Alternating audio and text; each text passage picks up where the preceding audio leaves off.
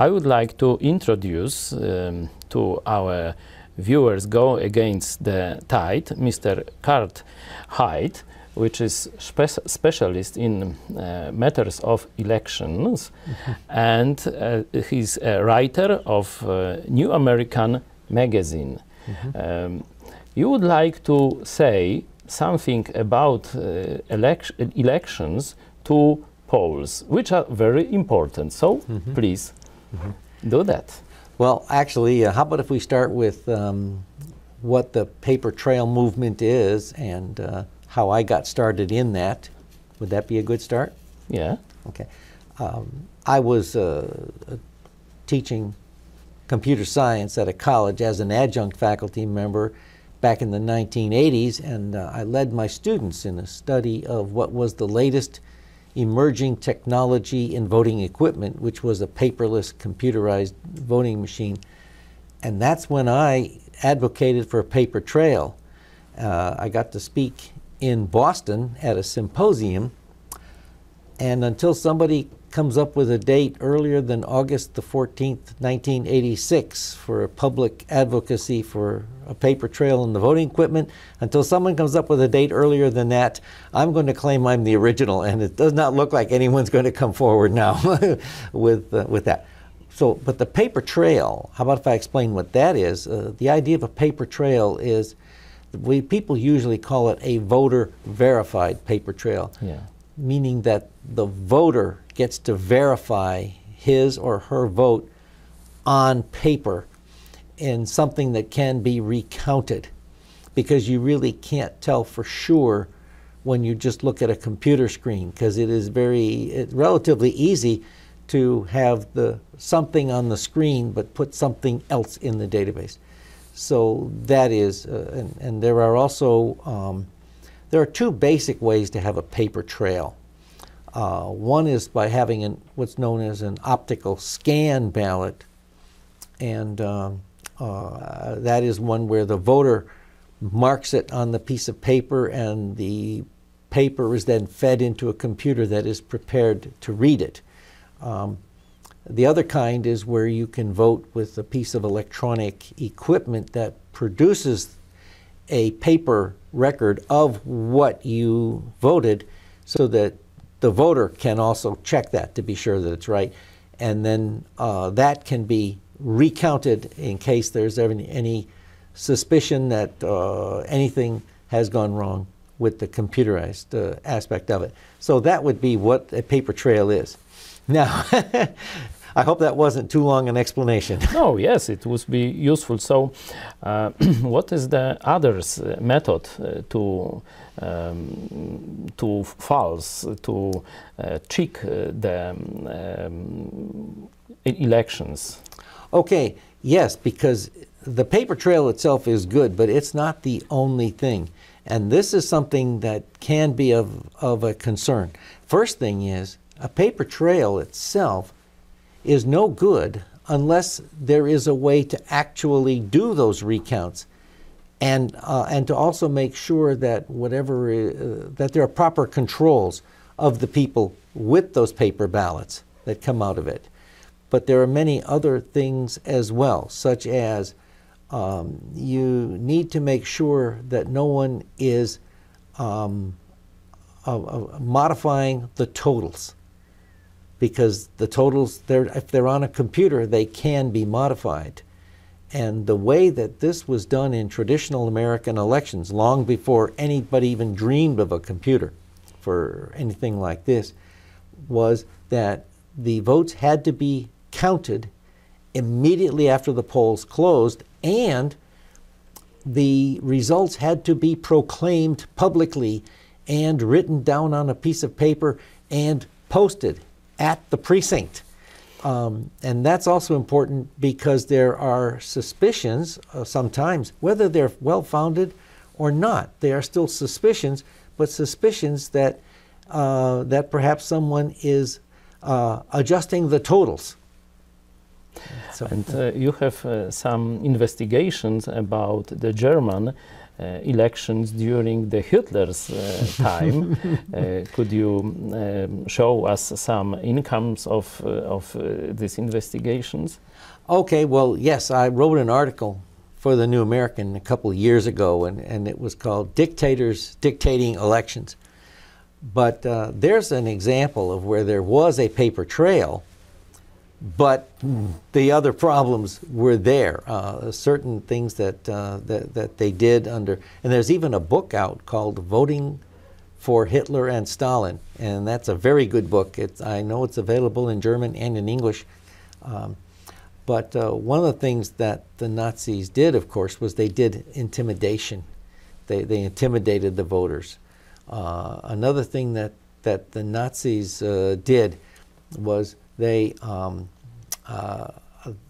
controlled what was on the ballot. Oh, yeah. And sometimes they would run ballot questions. One party? Oh, yes, that's another thing, too. Yes, they had one election where in fact, they had one election, this is actually humorous. They had one of their elections, and this is in the magazine article, where all they allowed was just the Nazi candidates. we know. I think that my youth years in communist Poland, there is always one party, and they forced us to go to elections, but there was only one choice. Now, however, the reason why this gets humorous, the Nazi one, is when the Nazis had that election where they had only the one party, would you care to guess what percentage of the votes the Nazis got? Oh, I don't know. They only got about, I think it was 90 or 91%. It's in the magazine article. Because the people deliberately spoiled their ballots. Oh, yeah. And it was in the newspaper in the United States, in the New York Times, when they described that as how could people have made those mistakes on the easiest of ballots. So, as I know, the German journalists in this time have not mentioned about these matters. Yeah, well, now that's one of my favorite jokes. Maybe not a joke, I should perhaps say it differently, but I love to quiz people on this, and I ask, what is the best language to know, to speak, to read, to be fluent in a language? What language is the best language for investigating Nazi vote frauds? I know the answer because we have talked before a little, so maybe you will tell our viewers your answer. In my opinion, English. And the reason is because of all of the American reporters who were over in Germany during the time that Hitler was using elections to solidify his power in his country. And the German journalists couldn't. The newspapers would be shut down if they printed anything negative about the Nazis. The German people would get into trouble. They'd be taken to a concentration camp, perhaps, if they criticized the Nazis. So really, that's the reason why it was the American newspapers that I have found have had some of the best documenting of the Nazi election frauds. In fact, I was just looking at them today. And one I have is from the Dallas Morning News, and it was on the front page of the Dallas Morning News at one of their elections. And on it, right on the front page, one of the paragraphs says, and actually they talk about the election results, and they say, but actually the results were known before the election was held because someone had broken into the Ministry of Propaganda office and had stolen the election results that were before voting. Before the voting, the results were already there. Oh yes, we are joking. That's a very sad thing about this totalitarian governments and tyranny. And as you mentioned about this Hitler times, today's European Union, especially Germany, is very similar in the media market, because when these illegal immigrants which came to Germany make a lot of crimes during the celebration of New Year, I think 2 or 3 years ago, for a few days, none of German newspapers announced about these cases. So I think that we are close to the same kind of terror as in the Nazi times. Well, I hope not.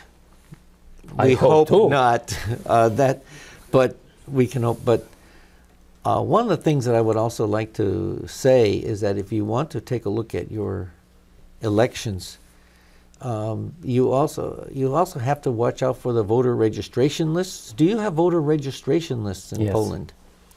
So you want to look at your voter registration lists. When people show up to vote, do they sign a document saying that they showed up to vote? Yes. Okay, so those signatures are in their hand. Those are good. When they sign in, do they sign in on a piece of paper or do they sign in on electronic? No, on paper. Okay, and is that what is known as a consecutive sign-in sheet? That is, that as everybody, like if you Yes. sign in, then I will sign in They right will after give you the voting card after you sign on the list your name. Yes. So if I show up right after you, will my name be signed right after yours on that list of people who signed in? No. You have alphabetic one. Alphabetic list. There is alphabetic list. You are going Okay. with an identification card, a passport or something on, and they look for you on the list, and you check it by, Okay, so by you signature. right. So you sign it in there. That is actually not quite as secure as the consecutive sign-in sheet. Oh, please talk more about it. Okay, the Texas had the consecutive sign-in sheet where you had to sign in, and in 1948 we had a Senate election that was stolen, Oh, yeah. and it was, everybody knew it. What has happened is that since then there has actually been a confession. There's been a confession on it. So, but that was in 1948 in Texas, where we had Lyndon Johnson had lost by 113 votes, and he was there at a meeting with Luis Salas, the election judge, and also political bosses, other political people, and Lyndon Johnson gave the order, find the votes. And they had found that in Precinct 13 in Jim Wells County, that that the total for the votes for Lyndon Johnson started with a 7. It was 700 and something. So they said, let's change that 7 to a 9. Oh, That will add 200 votes. That will change the 113 vote loss to an 87 vote win. That's when he got the nickname Landslide Lyndon. But it then required 200 more signatures. And because it was on a consecutive type sign-in sheet, people said part of the proof that this was fraud was because the 200 voters all signed in alphabetic order, Yeah. and with the same blue pen. Oh. So, and that is why the consecutive sign-in sheet is better, because if someone is going to stuff the ballot box, then that's how that piece of evidence showed up. It still is good that they're signing in and that. Regarding your elections now, is it okay for someone to walk in at the election and just walk in and just take a look and see if things are running okay? No, only some representative of parties can do that. And they count votes after the election. Okay. It's good if they can actually get in, but one of the security features of traditional American elections was that it was illegal to forbid the public from coming in. You didn't have to make an application ahead of time. One of the problems with only allowing certain people who have applied to come in is that sometimes you can pick and choose who you want to call your representatives of somebody, and if you're and if you're cheating, you'll make sure to call for a crooked representative. but still, so I was just going to say the best thing is the American elections at one time, and of course we have all different states, but it was, as far as I know, it was universal in every state for at least a while back in the 1800s and the early 1900s. It was absolutely legal for anybody to walk in at any point. The only thing you weren't allowed to look at was to watch the individual voter marking his secret ballot. But they had to count the votes as soon as they closed the polls. They also had to proclaim the results immediately, so that then there'd be, that's how you keep it from being altered fraudulently, is because now you've made it in front of everybody while everybody can watch. So. Thank you for your thoughts about the elections. I think it would be useful to our viewers. And I would like at the end ask you about the Poland and Polish delegation. Have you met Poles before, and what do you think about Poland and Polish people? Oh, I have met Polish people before too, of course, but I just love the people who have been here, you and your people who've been with you. This has been just wonderfully rewarding. It's been just wonderful to meet you people and talk to you people, and I just love you. Thank you for interview, for being with us. Był z nami pan Kurtem Hydem. Dziękuję wam bardzo i pozdrawiam z Appleton. Do zobaczenia.